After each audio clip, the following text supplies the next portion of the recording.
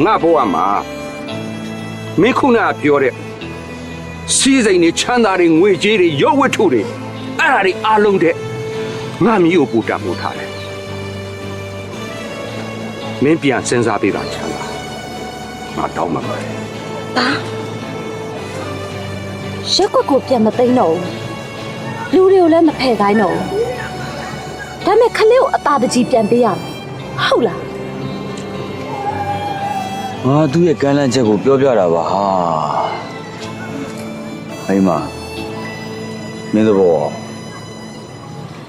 ဒါတတ်တတ်မဲ့ရက်ကွက်ကလူတွေနဲ့ကျမတို့ရန်တိုက်ပေးနေတာအဲ့ဒီဥပဟိန်းဆိုတဲ့လူကလူညစ်ပတ်ကြီးကျမတို့ဂျင်းနဲ့ကြက်တဲ့ရအောင်လှုပ်နေတာကိုချမ်းရှေ့ဟောသူ့ဘာပြန်ပြောခဲ့ဘာပြန်ပြောရမှာလဲငါတို့နှစ်ယောက်သိမ်းမှပဲခင်ဗျားကလေးကိုရမယ်လို့ပြောခဲ့တာကိုတခုရှိတာသူ့ရဲ့ကမ်းလှမ်းချက်ကငါတို့တရက်ကွက်လုံးအတွက်စဉ်းစားစရာကြီးဟာရှင်းမှန်ပါတယ်အဲ့ဒီလူကကျမတို့မဖြစ်ဖြစ်တဲ့နည်းနဲ့ဒုက္ခပေးနေဦးမှာပဲခလေးကိုပြန်မရမချင်းနီးမျိုးမျိုးနဲ့ကြံ့နေဦးမှာကိုချာကျမတို့ဒီရက်ကွက်ကနေထွက်သွားရင်မကောင်းဘူးအဲ့ဒါဆိုဒီဒုက္ခတွေငြိမ်းသွားမှာမိမရဲ့အဲ့လိုယတိပြကြီးတော့လည်းမဆုံးပြတ်နေအောင်ကလေးကိုသာငါတို့တွေအသာတကြီးပြန်ပေးမယ်ဆိုရင်ဟောဒီကျူးကျော်တရက်ကွက်လို့သူကအပိုင်ပေးမှာအိုးမဲအိမ်မဲဘဝနဲ့ဟောဒီကျူးကျော်တရက်ကွက်လို့အိမ်မန်ရပိုင်ဘဝကိုရောက်သွားမှာငါတရက်ကွက်လုံးနဲ့စဉ်းစားပေးနေတာပါဦးချမ်းသာနဲ့ဒေါ်ပရမများတထေးလေများဟမ်လေမယားနဲ့တိုးနဲ့ဘာလဲတိုင်မင်းနဲ့ဒါပြီလေရောဘာမှမတိုင်မင်ပါဘူးတားရက်အထဲမှာစားလို့ဦးကြီးဘာဖြစ်လဲရှိလို့လဲဥက္ကရာမင်းတို့လေမယားနဲ့ကိုခေါ်ခိုင်းလိုက်လို့အဲ့တော့ငါလည်းမသိဘူးကွာအခြားရက်ကွက်ကလူတွေပါခေါ်ခိုင်းတာရုံရောက်တော့သိမှာပေါ့ဟာဥပလာတားပါလိုက်လို့ရလားမင်းကဒီရက်ကွက်မှာမင်းနေလိုက်လို့ရတာပေါ့ဟာတားတယောက်တည်းအိမ်မှာနေခဲ့လို့ပဲဖြစ်မလဲအဖေနဲ့မိသွားမှာတော့တားလိုက်ရမှာပေါ့ကဲတော့ရစို့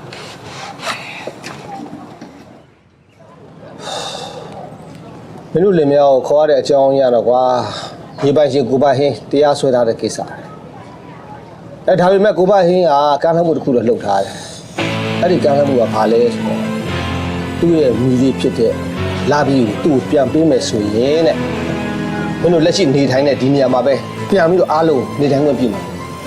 အဲ့ဒါကိုလည်းအထောက်အထားအခိုင်အမာနဲ့စာရွက်စာတမ်းတွေလုပ်ပေးမယ်တဲ့အဲ့ဒါမင်းတို့ရဲ့သဘောထားလေးကိုသိချင်တယ်ဒီမှာဟုတ်လား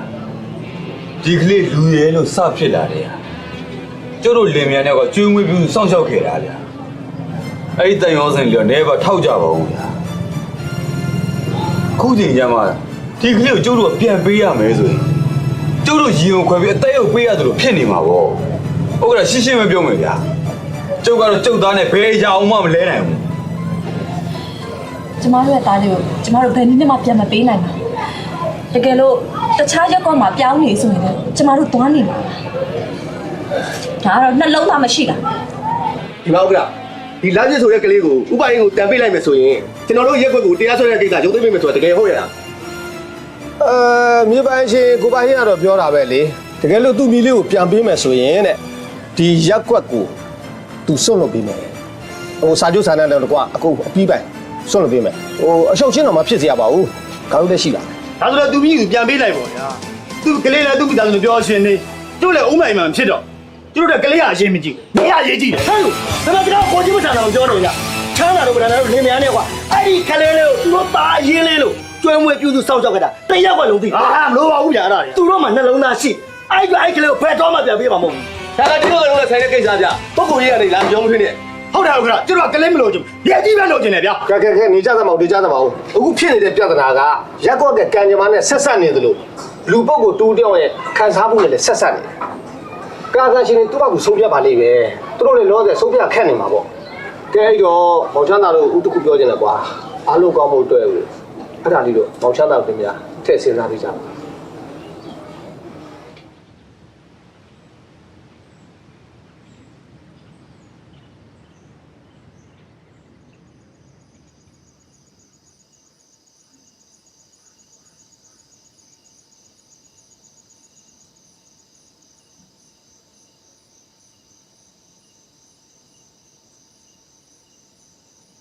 ကိုချမ်းဘာတွေစဉ်းစားနေရလဲ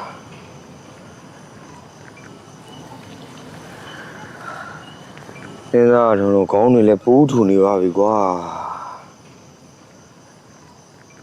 ဘာလို့မိသားစုကိစ္စပြီးတော့တားလေးကိစ္စဟော်ရီတရက်ကွက်လုံးရဲ့ကိစ္စဘာလို့ဆုံးဖြတ်ရမလဲမိမယာ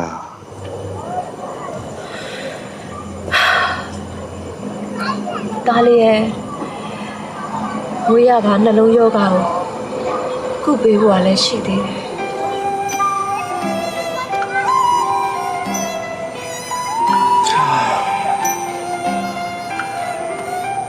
တရက်ကွက်လုံးရဲ့မျက်လုံးတွေရတယ်ငါ့ဘောရောက်နေတာမိမရဲ့တဖြည်းဖြည်းနဲ့နေကျက်လာပြီဟာ ဘဝမှာတားလေးကိုသူများလက်ထဲထည့်ပေးဖို့တခါမှစိတ်မကူးမိပါဘူးကိုချမ်းရဲ့ကျမတို့ဘယ်လိုဆက်လုပ်ကြမလဲ တာလီရဲ့ယောဂါကိုကုဖို့အတွက်ငွေအများကြီးကိုလိုတာ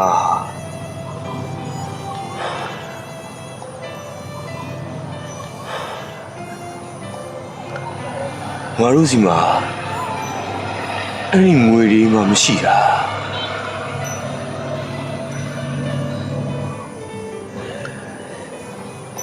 တာလီကိုသူ့ဖိုးစီကိုပြန်ပေးလိုက်ရင်သူတို့မိသားစုလည်းစီစီလုံးလုံးလေးဖြစ်သွားမယ်ငါတို့ရဲ့တရက်ကွက်လုံးလည်းဘိုးနေမြဲကြားနေမြဲအားလုံးနေရနိုင်မယ်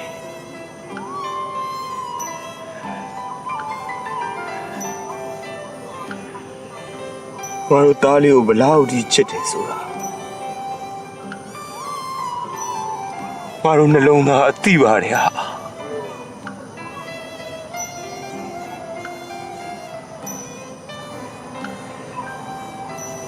ဒါပေမဲ့အများစိတ်ချမ်းသာဖို့အတွက်ကတော့ငါတို့ရဲ့သားလေးကိုငါတို့ပြန်ပေးရလိမ့်မယ် တားလေးမရှိမှတော့ကျမတို့အသက်ရှင်နေတာဘာတိတ်ပဲရှိမှလဲ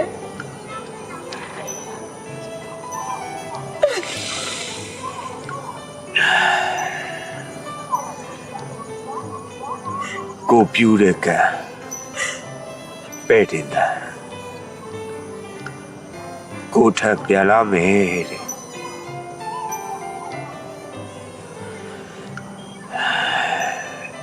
ငါတို့ကမြားကောင်းဖို့အတွက်လှုပ်တာပါဟာစေနာကျိုးပေးမှာပါ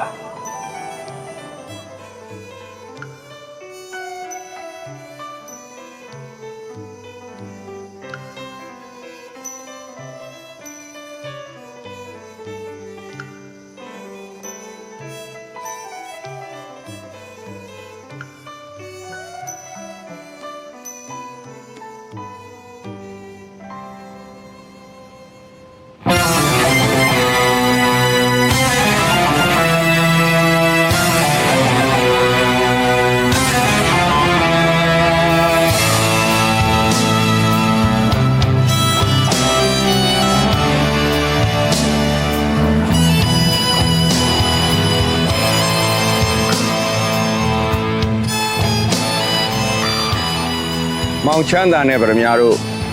မှန်ကန်တဲ့ဆုံးဖြတ်ချက်ကိုရဲရဲဝံ့ဝံ့ချနိုင်တဲ့အတွက်ဝမ်းသာပါတယ်ကွာကျေးဇူးလဲတကယ်ကိုတင်ပါ သူ့လေးလက်ထပြန်ထည့်လိုက်တယ်ဆိုတာ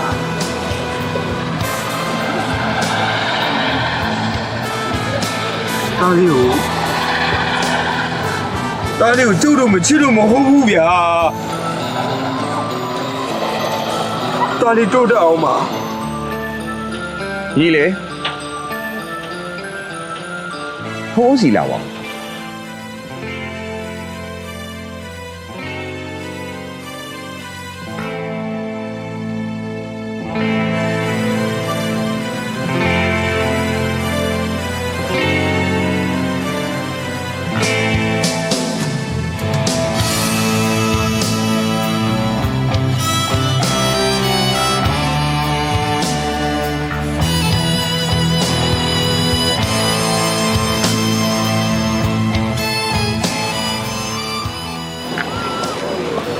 ငါတို့ရက်ွက်သားတွေဟိုအောင်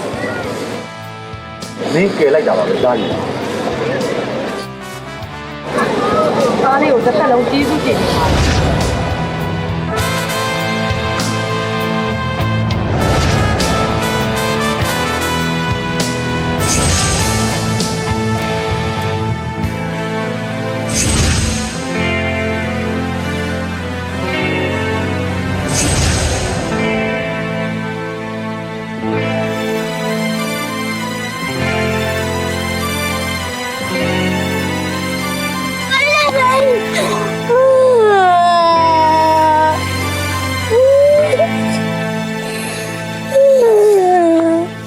他不为了没来接我，他陪着没几分年纪呢，谁也不顾及我，没人给我们杀接我，他们来接我。 ငါသားရဲ့ပြီးလို့ရှင်ကိုရောက်မလုပ်ပါနဲ့ကွာ သားလေးရမင်းတို့လည်းသားလေးကိုပဲခွဲနိုင်မှာမဟုတ် 陪着没人到这的时候，那时候把这个大波给破坏了。 ငါသားရဲ့တော့ဘေးရှင်းပြဦးတယ်လေသားရဲ့အဲ့ဒီဦးလေးဟာငါသားလေးရဲ့ဖို့ဒါမေရဲ့အဖေရှင်သားရဲ့ဒါနဲ့ဘိုးနဲ့ကနေနေဒါလေးကိုလည်းဒါဘိုးကစိတ်ကူပေးလိုက်မယ်လို့ပြီးတော့ကြောင်းကောင်းစားရတဲ့ထားမှာသားရဲ့ငါသားလေးကချမ်းချမ်းသာသာပြည့်ပြည့်စုံနေနေရမှာဖေဦးနဲ့နေငါသားလေးဘာမှဖြစ်လာမှာမဟုတ်ဘူးတာဘူးနေမနေပါသားရဲ့တော့ ဟုတ်ပါတယ်သားလေးရဲ့အမေတို့ကမပြည့်စုံတဲ့ဘဝတည်းငါသားလေးကိုမခေါ်ရက်တာပါအမေသားလေးကိုရမ်းချစ်တာပေါ့ပြီးတော့တားဖို့ကလည်းဖီးတို့မေးတို့အချိန်ကြီးလာတွေ့ခင်ပေးထားတယ်လေငါသားလေးလိမ့်ပါပါတော့တားရဲ့နော် ဒါလေးဒါဖုန်းနဲ့ပြန်လိုက်သွားရင်လေဟောဒီကျူးကျော်တရက်ကွက်လုံးဒါလေးဖို့အပိုင်ပြီးမှဟောဒီရက်ကွက်မှာနေကြတယ်အိုးမဲအိမ်မဲပြီးသားသူအားလုံးဘာသာတရားကဲနေလိုက်တာပါဘာသာလေးကုသူရပါတယ်တာရဲ့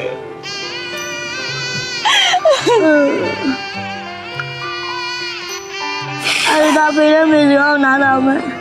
အပေးရမယ်ကြောပြရစီ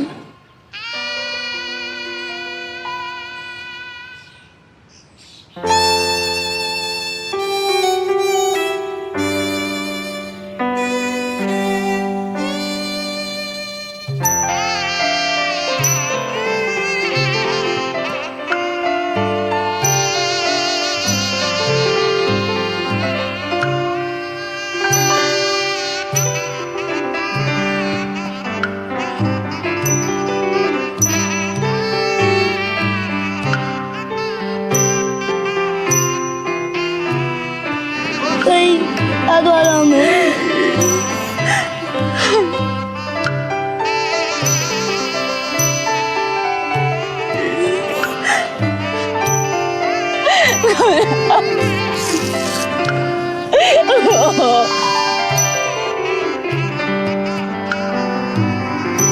လေးပြန်လာမှာပါ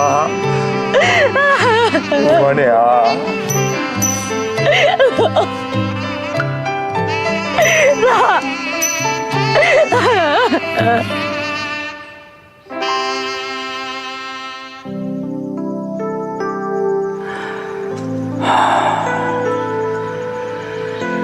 သူ့ဖိုးအိမ်မှာငါသားလေးပြောပါမလားငုံများငုံနေမလား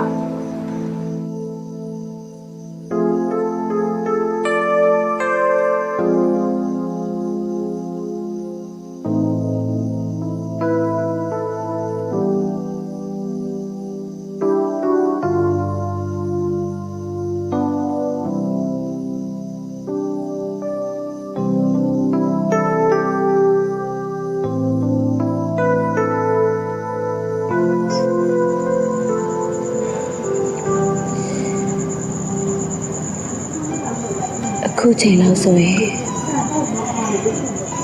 ဒါလေးပျော်နေမလားငိုနေမလားမသိဘူးနော်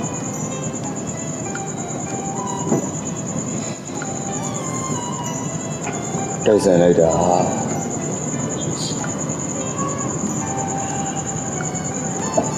ငါလည်းခုပဲအဲ့ကြောင့်တွေးနေတာ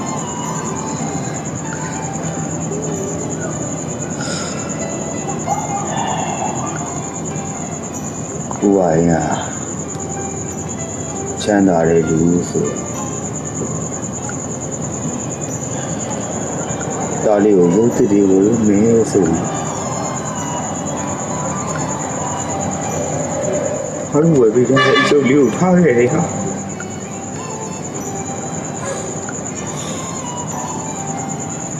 ဒီယူလေးကိုမြင်အသားလေးကိုငါပို့ပြီးတတိရတယ်ဟာ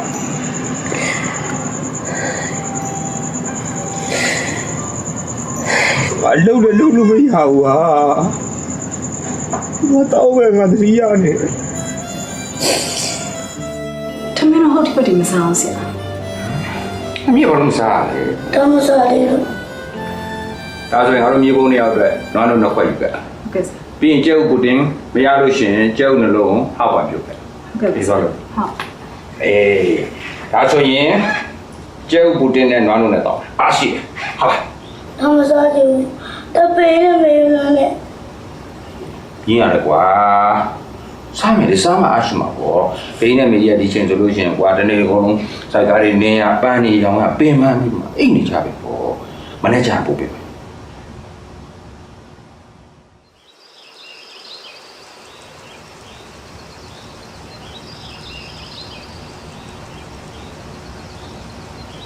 ဒီလေ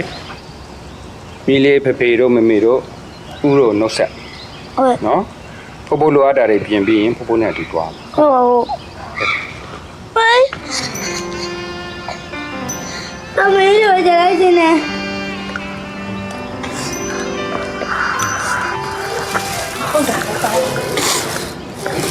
ငါသားလေးဟာတိုက်အကြီးကြီးမှနေကားအကောင်းစားတွေစီးရမှာလေပြီးတော့အခုလည်းနိုင်ငံသားမှာစိတ်ကောက်ကူရမှာမလား ဘိုင်တပင်းတို့ပဲကြနေကြတယ်တပင်းတို့နေရတာပဲကြော်တယ် ဖေကြီးတို့မေကြီးတို့နေတဲ့နေရာဘာသားလေးနဲ့မတန်ဘူးတာရဲ့ ဘာကြောင့်မလဲပါလဲတော့ရကုန်းမှာကြီးခဲ့တာပဲရတယ် ရှင်တော့ဟုတ်တာပေါ့တာလေးခုမှသားလေးကိုကြည့်ရကိုကောင်းစားလာတယ်ဘာသားလေးခုပြီးပြီးဆိုဆုံးနေရတယ်ဒီဖေကြီးတို့မေကြီးတို့ကဘာသားလေးကိုပြီးဆုံးမထားနိုင်ဘူးတာရဲ့ တကယ်ကြတော့မနေဘူးတပင်းနဲ့မေးနဲ့မနေကြတယ်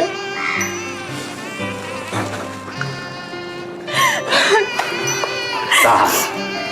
လာပြီတာဖိနေပြီအဲ့လိုမပြောဟောင်းလေဟာတာလေးကမွေးကလေးကဥတို့နေတဲ့ရက်ကွက်မှာနေလာခဲ့တာမှန်ပါတယ်ဒါမဲ့တာရဲ့ဘဝပဲအခြေအနေနဲ့ ကန်တရားကဥရုနေတဲ့ရက်ကမှနေကောမှမပေးတော့တာတာဖုန်းနဲ့ပြောအောင်လေနော်လို့တာ ဒါရဲ့ဒါလေးစိတ်ထဲမှာချာဘာမှမတွေးပါနဲ့ဒါလေးရဲ့ဖုန်းနေတာနိုင်ငံခြားမှာတော်ပြီးစိတ်ကူနော်အဓိကလေးဟိုရခငါဒါလေးကျမကြီးကောင်းနေမှုပဲတာရဲ့ 喂，大把钱没有了，你给我俩不要，不也没拿到，都没来进去了。တာရဲ့အဲ့လိုမပြောပါနဲ့တာရဲ့ မဟုတ်ပါဘူးသားလေးရဲ့အဲ့လိုမပြောပါနဲ့နော်ငါသားလေးကပြင်ပိုင်းချီလူကောင်းတစ်ယောက်ပါဒါပေမဲ့အမေသားလေးကနိုင်ငံခြားမှာဆဲတော့ကူမရမှာအဲ့ဒါမှ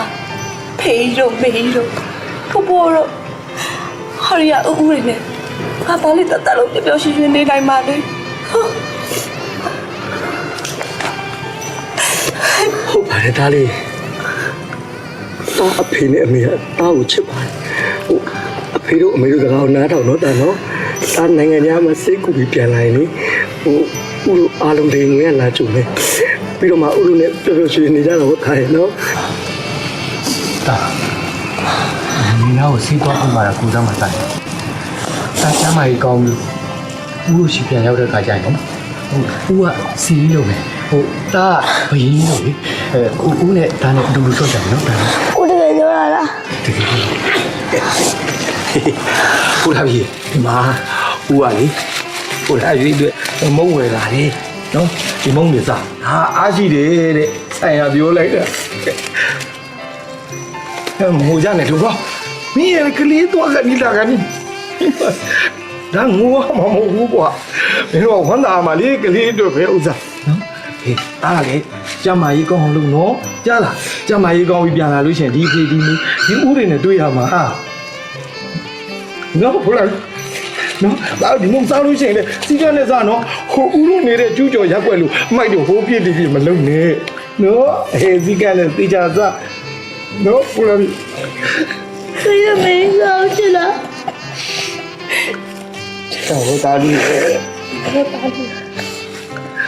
谁都没到去，他谁都没。那个叫来，谁都没名字嘛，他就。 ဟုတ်တယ်ကြုံမလို့ကြုံမဘောတာလီကြုံမတော့ 他那些叫来，谁都没有过来叫我那个没。 ကြီးလေတင်းကြိမ်ကြီးအားလုံးကိုကျေးဇူးတင်ပါတယ်ဗျာကျေးဇူးတကယ်တင်ပါတယ်ကြီးတောင်းစင်နော် အဲ့ဒါလားလာလာ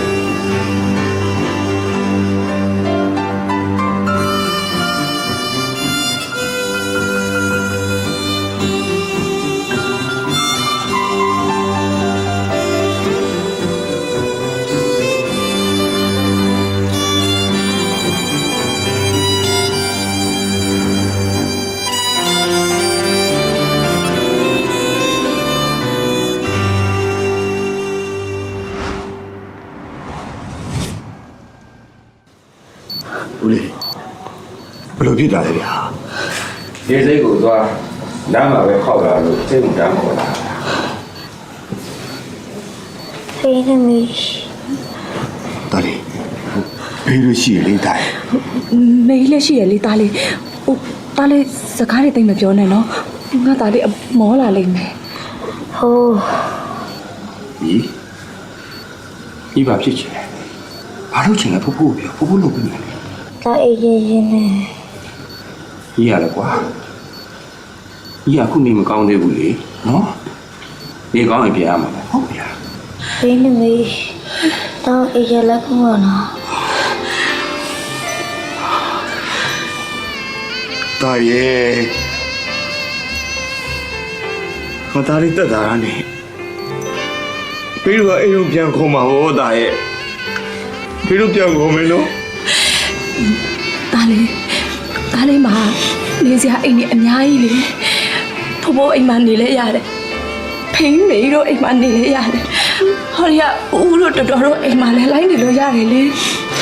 ဟုတ်သားပဲသားလေးနေခဲ့တဲ့ဦးတို့ရက်ွက်က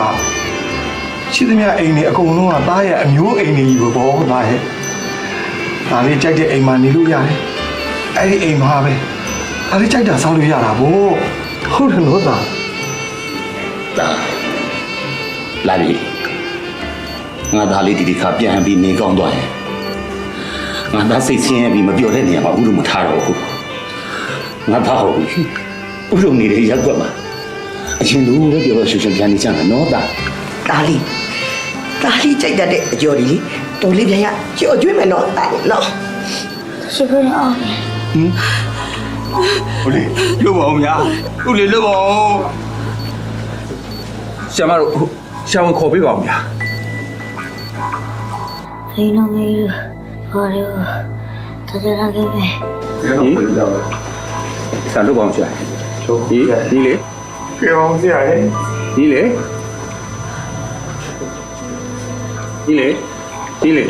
နော်ဆရာလောက်ပါ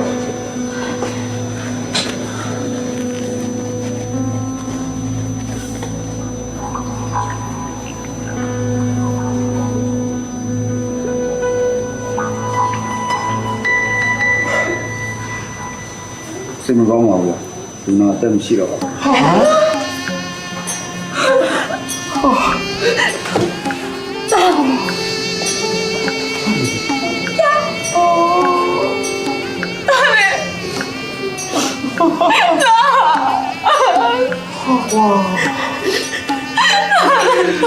တာရဲ့ငါသားလေးမပြရတယ်ကွာ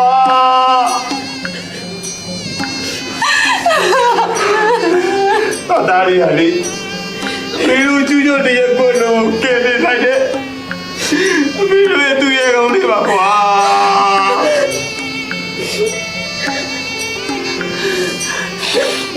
ငါသားလေးပြောခဲ့လို့ပဲပြီးလို့မေတို့ရဲ့ဘဝလေးကိုငါသားလေးပြန်လာခဲ့ပါတာရဲ့ငါသားလေးပြန်လာခဲ့ပါ ဒါလေးမေတို့စိတ်ချမ်းသာဖို့တော့ငါသားလေးမေတို့အသက်ပေးပြီးချစ်တော်ရတာမေတို့ပြရမှာလားသားရဲ့သား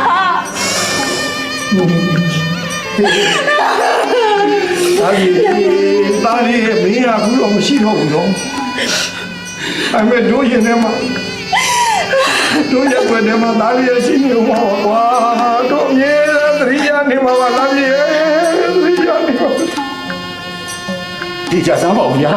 ခင်ဗျားတို့ကလည်းဒီကြစမ်းပါဦးကျုပ်တို့သားလေးမသိပါဘူးဒါနဲ့လေးတဲ့တော့မသိဘူးတာလာရီ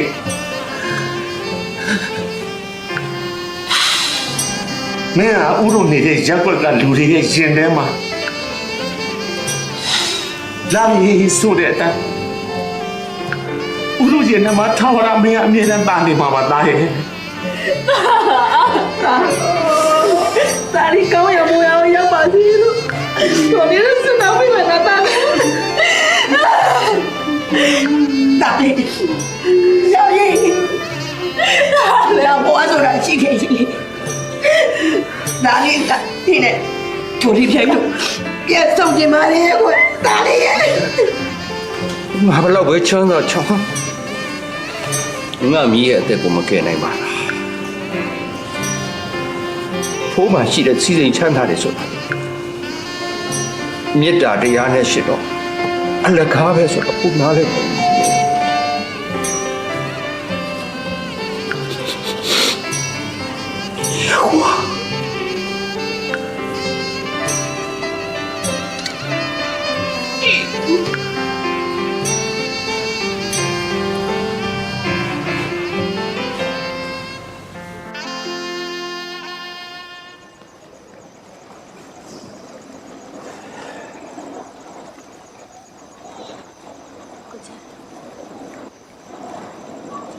လာမင်းရတာလိုက်တာနော်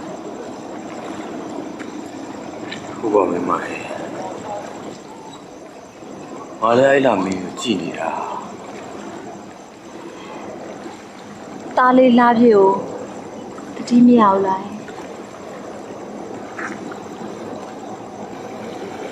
ရပဲနေမလားမင်းမဒီရဟောတားလေးလာပြီလေငါတို့တတိယနေပါပါ ဘယ်လို ဟုတ်တယ်မင်းကိုယ်ဝင်ရှိရဲဆိုတော့ငါတို့တွေစားသေးတဲ့နေရာတားလေးလာပြီဟာဟောလည်းမပြီးတယ်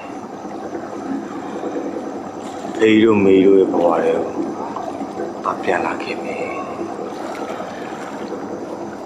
ကုမင်းပိုက်ထဲမှာရှိနေတဲ့ကလေးလေးဟာ